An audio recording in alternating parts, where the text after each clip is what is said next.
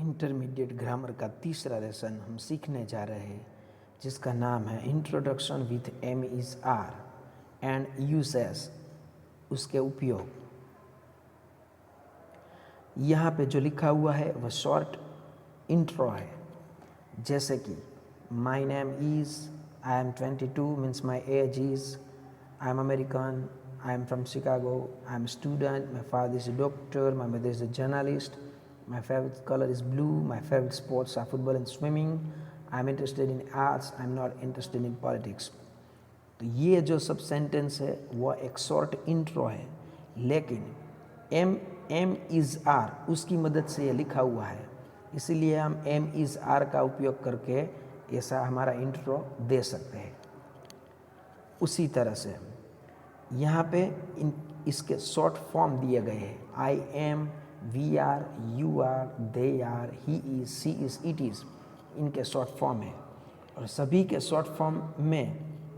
जो M is are है उनका पहला जो अक्षर है एम का ए, आर का ए और इज़ का आई, उसकी जगह पे अपॉस्ट्रोफी लिखी जाती है। उसी तरह जब सेंटेंस नेगेटिव हो तभी भी उसका शॉर्ट फॉर्म इसी तरह से हो सकता है, आई एम नॉट इस तरह से बन सकता है, उस तरह से आई एमंट इस तरह से भी कर सकते हैं। अगर नॉट को शॉर्ट बनाना है तो ओ का अपॉस्ट्रोफी कर सकता है, आई एम लिख के हमें करना होगा, मतलब दोनों एक साथ नहीं हो सकते हैं। आइदर आई एम लिखिए या आई एमंट लिखिए, दोनों में से एक लिख सकते हैं, बराबर। इट्स नॉट ऐसा लिखिए या इट इज़ंट ऐसा लिखिए, दोनों में से एक लिख सकते हैं। तो ये जो है वो पॉजिटिव और नेगेटिव, ये सब पॉजिटिव सेंटेंस इसके वर्ब है, या नेगेटिव सेंटेंस है उसके वर्ब शॉर्ट फॉर्म है, तो इस तरह से लिखे जाते हैं। बाद में उसके जो अलग अलग उपयोग है उसमें से पहला है मुझे ठंड लगती है, आई एम कोल्ड, इस तरह से एम कोल्ड कहते हैं। और मुझे सर्दी है तो आई हैव कोल्ड, इस तरह से I am cold, I have cold दोनों यूज़ होता है। दूसरा है टू आस्क कॉस्ट, किसी के लिए हम अगर कॉस्ट पूछना चाहते हैं कि इसकी प्राइस क्या है, ये अगर हम जानना चाहते हैं तो यहाँ पे एग्जांपल दिया है, this shoes are nice, how much are they, ये शूज़ बहुत ही अच्छे हैं लेकिन कितने के हैं, हाउ मच आर दे,